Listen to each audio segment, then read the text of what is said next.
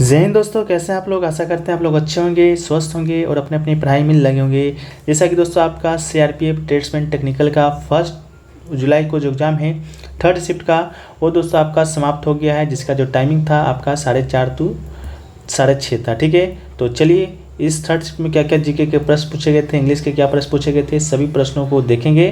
तो स्टार्ट करते हैं आज का ये वीडियो। तो देखिए, पहला जो प्रश्न आपसे पूछा गया था कि भगवान के निवास को दर्शाने वाली बालकनी जैसी संरचना हर्मिका किस वास्तुकला का हिस्सा है। ठीक है, या पूछा गया था आपका लैंग्वेज थोड़ा सा चेंज हो सकता है कि हर्मिका आपका किस से संबंधित है या हर्मिका क्या है, ये लैंग्वेज चेंज हो सकता है, लेकिन आपका क्वेश्चन इससे रिलेटेड था। ठीक है, तो देखिए, भगवान के निवास का प्रतिनिधित्व करने वाले बालकनी जैसी संरचना हर्मिका बौद्ध वास्तुकला का हिस्सा थी।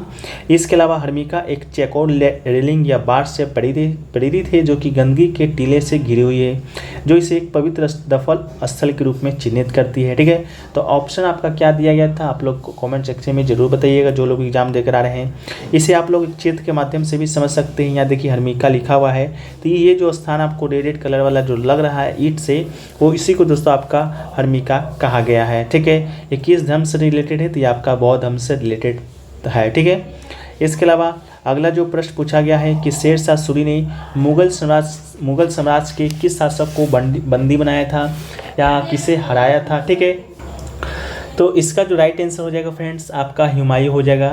ठीक है, शेरशाह सूरी ने हुमायूं को आपका क्या कहा था, बंदी बनाया था। तात्पर्य है कि हुमायूं को आपका ये क्या क्या था, हराया था और 15 साल के लिए आपका सूर्य साम्राज्य का स्थापना ये दिल्ली पर कर दिया था। ठीक है, तो सूर्य साम्राज्य के संस्थापक कौन था, आपका शेरशाह सूरी था। 1540 में आपका कन्नौज का युद्ध होता है। कौन सा युद्ध होता है, तो दोस्तों आपका कन्नौज का युद्ध होता है, जिसे कि आपका बिलग्राम के युद्ध के नाम से भी जाना जाता है। ठीक है, कन्नौज का युद्ध कहिए, बिलग्राम का युद्ध कहिए, दोनों एक ही युद्ध है। 1540 में आपका शेरशाह सूरी हुमायूं के बीच आपका युद्ध होता है। हुमायूं हार जाता है और ये दिल्ली छोड़कर आपका दूसरा जगह भाग जाता है। ठीक है, इसके बाद आपका शेरशाह है जो कि आपका सूर्य साम्राज्य का स्थापना कर देता है। ठीक है, तो सूर्य साम्राज्य का स्थापना किसने किया था, तो शेरशाह ने किया था। इस बात को याद रखिएगा। ये सूर्य साम्राज्य है जिसका स्थापना शेरशाह सूरी ने किया था 1540 से। ठीक है, 1540 से 1555 तक आपका ये दिल्ली पर शासन करता है। कहाँ पर शासन करता है, दिल्ली पर शासन करता है। फिर 1555 में क्या होता है, आपका जो सरहिंद का युद्ध होता है हुमायूं के बीच। हुमायूं और उस समय तो शेरशाह मर गया होता है। ठीक है, तो उसका जो पुत्र होता है और उसका जो वारिस होता है उसके बीच हुमायूं के बीच शेरशाह का सरहिंद का युद्ध होता है 1555 में। फिर से आपका हुमायूं क्या करता है, दिल्ली की गद्दी पर है जो कि बैठ जाता है फ्रेंड्स। ठीक है, इसको आप लोग याद रखिएगा इससे रिलेटेड करके। इसके अलावा अगला जो आपका प्रश्न पूछा गया है आपका कि पद्मावती अलाउद्दीन खिलजी के समय कहाँ की रहने वाली थी। ठीक है, तो पद्मावती से संबंधित प्रश्न पूछा गया था कि अलाउद्दीन खिलजी के समय वो कहाँ की क्या थी, तो रानी थी। ठीक है, ऑप्शन में आपको दिया गया था, एक गुजरात दिया गया था, दूसरा जालोर दिया गया था, तीसरा आपका रणथंभौर दिया गया था और चौथा आपका मेवाड़ दिया गया था। ठीक है, तो इसका जो राइट आंसर दोस्तों आपका हो जाएगा वो क्या हो जाएगा, चित्तौड़। ठीक है, चित्तौड़ इसका आपका राइट आंसर हो जाएगा। ठीक है, जो आपका पद्मावती थी आपका चित्तौड़ के राजा रतन सिंह की रानी थी। ठीक है, इसका नाम का मुख्य स्रोत है जो कि मलिक मोहम्मद जायसी कृत पद्मावत नाम का एक महाकाव्य है, उसी से दोस्तों आपका इसकी जानकारी है जो कि मिलता है। देखिएगा चित्तौड़ आपका शायद ऑप्शन में था कि नहीं था, लेकिन स्टूडेंट के द्वारा तो यही ऑप्शन मुझे प्राप्त हुए हैं। ठीक है, इसके अलावा नेक्स्ट क्वेश्चन पूछा गया था अस्पृश्यता का जो अंत है वो आपका कौन से अनुच्छेद में है, तो अनुच्छेद जो 17 है आपका भारतीय संविधान का, वो दोस्तों आपका अस्पृश्यता का अंत से संबंधित है। तो अस्पृश्यता का जो अंत है आपका अनुच्छेद किससे संबंधित है, तो अनुच्छेद 17 से संबंधित है। ठीक है, तो आपका राइट आंसर हो जाएगा अनुच्छेद 14 से 18। ठीक है, अनुच्छेद 14 से जो 18 है वो दोस्तों आपका समानता का अधिकार है। ठीक है, आपको मालूम होगा मौलिक अधिकार वर्तमान में 6 है, उसमें से आपका एक मौलिक अधिकार है आपका समानता का अधिकार, जो कि आपका अनुच्छेद 14 से 18 तक में आता है। 18 आपसे सुबह के सेकेंड शिफ्ट में पूछ दिया गया है, 17 आपसे अभी थर्ड शिफ्ट में पूछा गया है, 19 आपका पूछा, 18 आपका पूछ दिया गया, 17 पूछ दिया गया, 14, 15, 16 कल या परसों पूछा जाएगा। तो अनुच्छेद जो 14 है वो दोस्तों आपका कानून के समक्ष समानता से संबंधित आपका अनुच्छेद है। इसके अलावा अनुच्छेद 15 आपका धर्म, मूलवंश, जाति, लीग या जन्म स्थान के आधार पर भेदभाव का निषेध करता है। अनुच्छेद 16 आपका नागरिक रोजगार के मामलों में अवसर की समानता प्रदान करता है। अनुच्छेद 17 आपका क्या करता है, तो अस्पृश्यता का उन्मूलन करता है। अनुच्छेद 18 क्या करता है, तो उपाधियों का अंत आपका अनुच्छेद 18 करता है। अगला क्वेश्चन पूछा गया था कि जो मुगल है मूल रूप से आपका कहाँ के थे, ठीक है। तो ये दोस्तों आपका मुगल के जो बाबर था वो आपका पहले फरगना का शासक हुआ करता था, ठीक है। तो ऑप्शन में शायद तुर्की मुस्लिम दिया गया था, तो तुर्की मुस्लिम इसका राइट आंसर हो जाएगा। फरगना वादी से आए एक तुर्की मुस्लिम तिमुरिड सिपहल शाह बाबर ने मुगल राजवंश की स्थापना की थी। कब किया था मुगल राजवंश की स्थापना, तो 1526 ईस्वी में किया था आपको। तो चलिए फ्रेंड्स, अगला जो क्वेश्चन है वो आपका पूछा गया था कि अवशिष्ट शक्तियाँ हैं जो कि किस देश के संविधान से लिया गया है, तो कनाडा इसका राइट आंसर हो जाएगा, ठीक है। भारतीय संविधान का जो अनुच्छेद आपका 18 है वो दोस्तों आपका कहता है, आपका अनुच्छेद 248 है, जो कहता है कि संसद के पास कानून बनाने का विशेष शक्ति है जो उन मामलों से संबंधित है जिन्हें समवर्ती सूची और राज्य सूची में शामिल नहीं किया गया है, ठीक है। इसके अलावा केंद्र के द्वारा राज्यों के राज्यपाल की जो नियुक्ति है वो भी आपका कनाडा के संविधान से लिया गया है। इसके अलावा सर्वोच्च न्यायालय के सलाहकार क्षेत्राधिकार है, ये भी आपका कनाडा के संविधान से ही लिया गया है।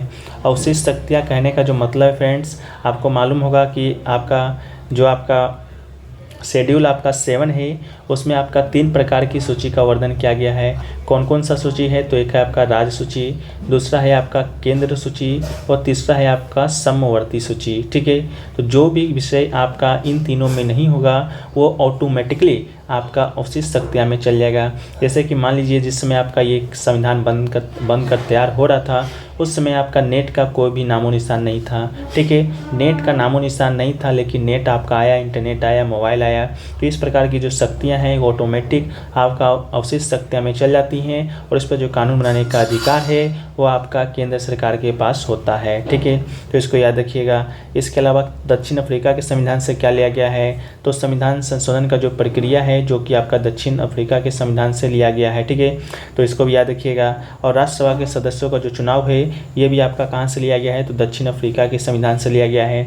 बाकी और भी देशों से बहुत कुछ लिए गए हैं, उसको हम लोग क्या किए हैं कि सेकेंड शिफ्ट के वीडियो में बता दिए हैं पूरा डिटेल पूर्वक, तो आप लोग जाकर वहाँ से देख लीजिएगा, ठीक है। चलिए नेक्स्ट क्वेश्चन पूछा गया था आपका कि प्रथम 10 विषम प्रकृत संख्याओं का औसत कितना होगा, तो इसका राइट आंसर आपका 10 हो जाएगा। मिल गया था क्वेश्चन तो हमने आपको बता दिया। एक क्वेश्चन पूछा गया है कि द 42 किस शहर में स्थित है ये, तो ये दोस्तों आपको बता दें ये पूर्वोत्तर भारत का सबसे ऊंचा क्या है, तो आपका टावर है, ठीक है। ये पूर्वोत्तर भारत का सबसे ऊंचा टावर है। ये स्थित कहाँ पर है दोस्तों, आपका कोलकाता में स्थित है। तो इसका जो राइट आंसर आपका क्या हो जाएगा, कोलकाता हो जाएगा। बात करें तो ये एक आपका आवासीय गगनचुंबी इमारत है, क्या है, तो आवासीय गगनचुंबी ये आपका क्या है, इमारत है जो शहर के केंद्रीय व्यापारिक जिले चुरंगी में स्थित है। भारत में सबसे ऊंचा 65 मंजिला की इमारत का निर्माण कई साल देरी के बाद 2019 में पूरा हुआ था, ठीक है। तो ये क्या है, तो दोस्तों आपका भारत का सबसे ऊंचा आपका क्या है, इमारत है। कितना किलोमीटर ऊंचा है, तो आपको बता दें ये दोस्तों आपका 249, ठीक है, 249 किलोमीटर आपका ऊंचा इमारत है। इसके पहले आपका कौन सा था, ठीक है। तो इसके पहले दोस्तों आपका आहूजा टावर था जो कि आपका मुंबई में स्थित था। इसका हाइट की बात करें तो 248 था, द 14 आपका टावर के पहले, ठीक है। इसके अलावा इसके बाद आपका 247 मीटर आपका वन अवधिना पार्क, वो भी आपका मुंबई में स्थित था। इसके अलावा 239 मीटर का भी मुंबई में स्थित है क्रिसेंट बे, ठीक है। तो सभी आपका मुंबई में स्थित था। सबसे ऊंचा इमारत आपका द 14 से पहले, ठीक है। द 14 का निर्माण 2019 में 249 मीटर आपका ऊंचा टावर है, इसको भी आप याद रखिएगा। नेक्स्ट क्वेश्चन देखिए पूछा गया था मटकी निम्न में से किस राज्य का लोक नृत्य है, ठीक है। तो मटकी आपका मध्य प्रदेश का लोक नृत्य है। ये क्वेश्चन पूछा गया था, तो इसका जो राइट आंसर आपका क्या हो जाएगा, ये दोस्तों आपका क्या हो जाएगा, मटकी हो जाएगा, सॉरी मध्य प्रदेश आपका हो जाएगा, ठीक है। चलिए नेक्स्ट क्वेश्चन की बात करेंगे तो पूछा गया था नील नदी का उद्गम आपका, तो नील नदी का उद्गम की बात करेंगे तो नील नदी का जो उद्गम होता है वो दोस्तों आपका विक्टोरिया झील से होता है, ठीक है। नील अफ्रीका की सबसे बड़ी झील विक्टोरिया झील से शुरू होता है जो कि युगांडा, केन्या, तंजानिया के देशों को छूता है, ठीक है। तो आपका राइट आंसर हो जाएगा। एक क्वेश्चन पूछा गया था MTNL कब लॉन्च किया गया था? तो MTNL का फुल फॉर्म महानगर टेलीफोन निगम लिमिटेड होता है, ठीक है। क्या होता है? तो महानगर टेलीफोन लिमिटेड, इसका जो आपका स्थापना है या लॉन्च किया गया था तो 1 अप्रैल 1986 को आपका लॉन्च किया गया था, ठीक है। यह आपका नेटवर्क ऑपरेटर है, जिस प्रकार आपका BSNL था तो BSNL का फुल फॉर्म आप देख लीजिए, भारत संचार निगम लिमिटेड है। इसका जो स्थापना है 15 सितंबर 2000 को हुआ है। MTNL का 1986 में हुआ है, लेकिन अब BSNL और आपका जो MTNL है दोनों आपका मर्ज हो चुका है, ठीक है। इसके अलावा अगला क्वेश्चन पूछा गया था कि अलाउद्दीन खिलजी ने गुजरात अभियान के लिए किसको किसको भेजा था? तो अलाउद्दीन खिलजी ने गुजरात अभियान के लिए आपका 2 लोगों को भेजा था। किसको किसको भेजा था? तो आपका एक था उल्गू खां, दूसरा था आपका नुसरत खां, ठीक है। कौन था? एक आपका था उल्गू खां, दूसरा कौन था आपका? नुसरत खां। नुसरत खां दोस्तों आपका कौन था? वही था जो अलाउद्दीन खिलजी के लिए एक आपका हिंदू किन्नर, ठीक है, मलिक कफूर को 1000 रुपये की राशि में खरीद कर आपका लेकर आया था, वही नुसरत खां था, ठीक है। तो यही दोनों को आपका भेजा गया था कहाँ? सेना गुजरात पर आक्रमण करने के लिए, ठीक है। इसके अलावा अगला जो क्वेश्चन है आपका पूछा गया है कि विरूपाक्ष मंदिर है जो कि कहाँ पर स्थित है? तो ये दोस्तों आपका विरूपाक्ष मंदिर केरल में नहीं, आपका कर्नाटक में स्थित है। कर्नाटक में भी दोस्तों आपका कहाँ पर स्थित है? तो ये आपका हम्पी में स्थित है। तो ऑप्शन में आपका ज़रूर बताइएगा क्या पूछा गया था, केरल दिया गया था या आपका हम्पी दिया गया था, ठीक है। ऑप्शन में आप लोग कमेंट सेक्शन में ज़रूर बताइएगा। लेकिन नेक्स्ट क्वेश्चन देखिए पूछा गया था मध्य भारत का सबसे बड़ा पठार कौन सा है, ठीक है। तो इसका जो आंसर है दोस्तों कंफर्म पता अभी तक नहीं लग सका है, लेकिन स्टूडेंट ही बताएं कि बुंदेलखंड का जो पठार है आपका इसका राइट आंसर हो सकता है, ठीक है। हम इस आंसर की पुष्टि नहीं करते हैं, ठीक है। तो बुंदेलखंड का पठार प्रायद्वीपीय पठार का भाग है जो कि मध्य प्रदेश और उत्तर प्रदेश में विस्तृत है, ठीक है। अगर यही था तो ठीक है बताइएगा। अगला है कि तुर्रा जहाँ पर बहुत अधिक वर्षा होती है वो कहाँ पर स्थित है? ऑप्शन आपका इस प्रकार करके दिया गया था, गारो दिया गया था, खांसी दिया गया था और आपका जयंतिया दिया गया था, ठीक है। शायद ये 3 ऑप्शन दिए गए थे, तो मेरे ख्याल से इसका जो राइट आंसर आपका हो जाएगा ये आपका क्या हो जाएगा? खांसी हो जाएगा, क्योंकि सबसे जो अधिक वर्षा है आपका मानसीराम में होता है। मानसीराम मेघालय राज्य के पूर्वी खासी पहाड़ी जिले का एक शहर है, ठीक है। तो जब मानसीराम आपका खासी पहाड़ी जिले का शहर है तो आपका तुर्रा भी कोई जगह का नाम होगा मानसीराम में, तो भी आपका ऑब्वियसली आपका खासी पहाड़ी से ही संबंधित होगा, जो कि दुनिया में सबसे अधिक वर्षा प्राप्त है जो कि करता है, ठीक है। एक क्वेश्चन देखिए पूछा गया था नर्मदा नदी अपने मुहाने पर क्या बनाती है, ठीक है। तो एक्सचोरी इसका राइट आंसर हो जाएगा। नर्मदा नदी की बात करेंगे तो इसका जो उद्गम है मैकाल पर्वत की अमरकंटक चोटी से होती है और यह आपका कहाँ गिरता है? अरब सागर में गिरता है। अरब सागर में गिरने वाली प्रायद्वीपीय नदी है, भारत के पश्चिम की ओर बहने वाली सबसे बड़ी नदी है। एवरेस्ट घाटी से होकर प्रवाहित होती है। नदी अपने मुहाने पर डेल्टा की जगह क्या बनाती है? तो एस्चुरी बनाती है, ठीक है। तो ये आपका राइट आंसर आपका क्या हो जाएगा? राइट आंसर आपका हो जाएगा, ठीक है। इसके अलावा नेक्स्ट क्वेश्चन की हम लोग बात करेंगे। तो नेक्स्ट क्वेश्चन पूछा गया था आपका हिंदी का कि खिसियानी बिल्ली खंबा नोचो, ठीक है। खिसियानी बिल्ली खंबा नोचो का आपका क्या पूछा गया था? लोककृति यानी कि मुहावरा पूछा गया था।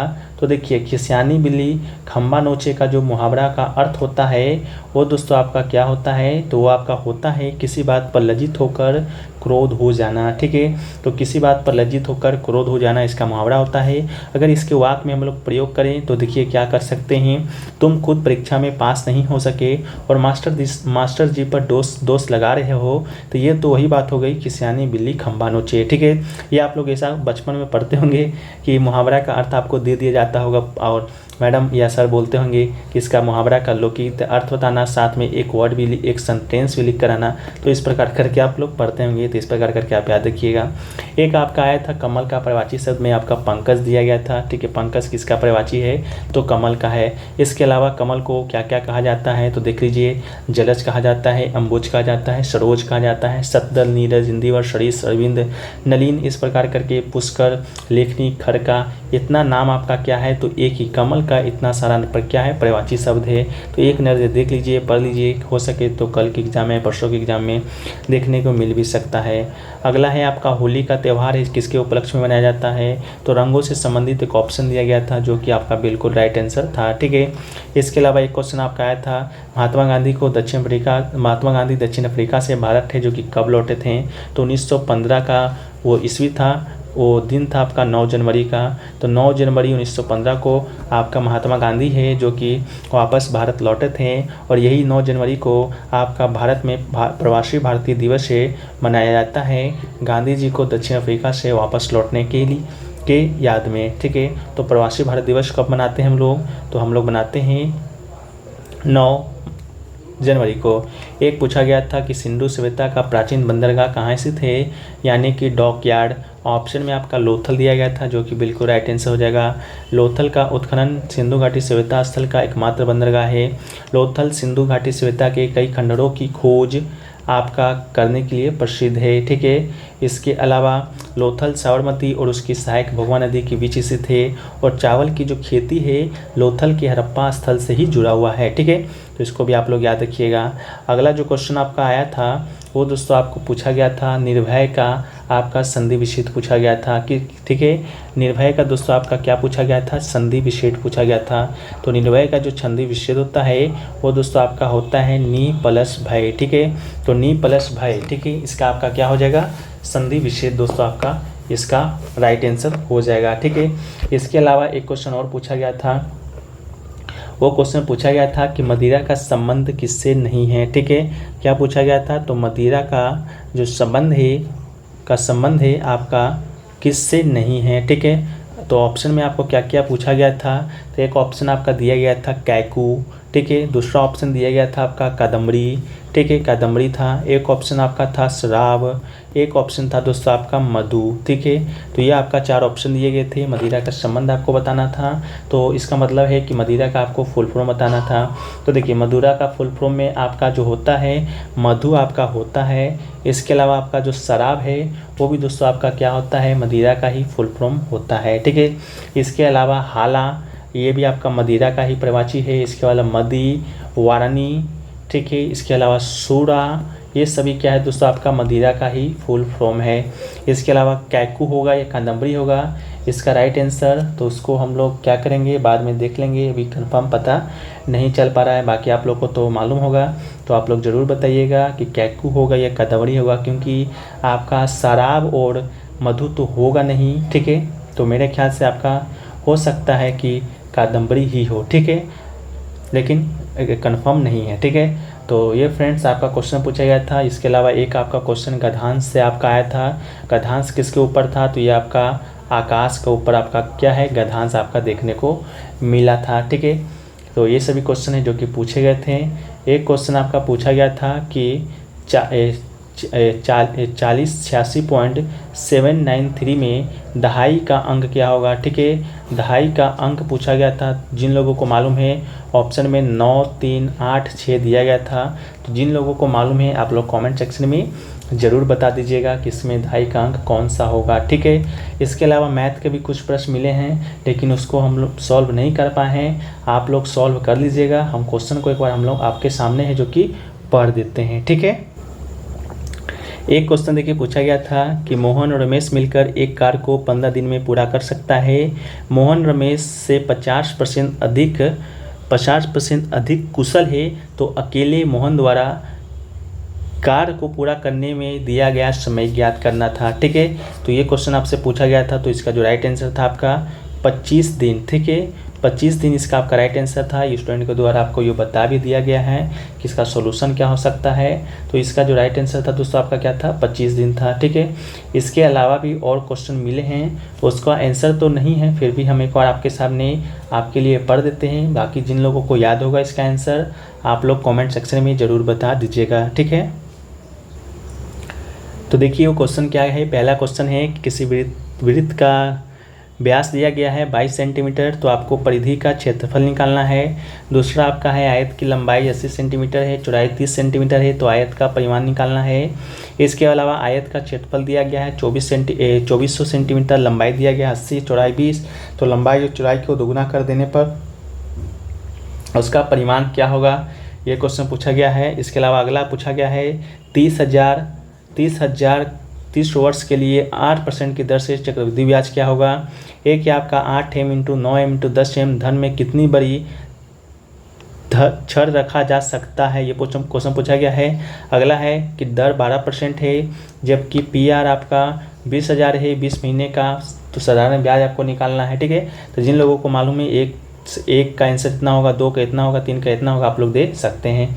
बाकी वीडियो आपको कैसा लगा फ्रेंड्स, कमेंट सेक्शन में बताइएगा। अच्छा लगा हो तो वीडियो को लाइक कर दीजिएगा, और चैनल पे दोस्तों नए होंगे चैनल को सब्सक्राइब कर दीजिएगा, और नोटिफिकेशन बेल कॉल पे क्लिक कर लीजिएगा। बाकी PDF आपको कहाँ मिलेगा, तो टेलीग्राम पे मिल जाएगा, 2 लैंग्वेज में, हिंदी और अंग्रेजी में, तो आप लोग जाकर वहाँ से ज्वाइन कर लीजिएगा। बाकी अगर व्हाट्सअप पे प्राप्त करना चाहते हैं तो व्हाट्सअप नंबर है 997373741666, ये मेरा व्हाट्सअप नंबर है। यहाँ पर अपना CRPF लिखना है और अपना एग्ज़ाम डेट लिखिएगा, और अपना कौन से शिफ्ट में आपका एग्ज़ाम है वो भी लिखिएगा, तो आपको वहाँ भी मिल सकता है। ठीक है, तो चलिए वीडियो को यहीं पर समाप्त करते हैं। वीडियो अच्छा लगे वीडियो को कर दीजिए लाइक, चैनल पर नए चैनल कर दीजिए सब्सक्राइब। जय हिंद, जय भारत, वंदे मातरम।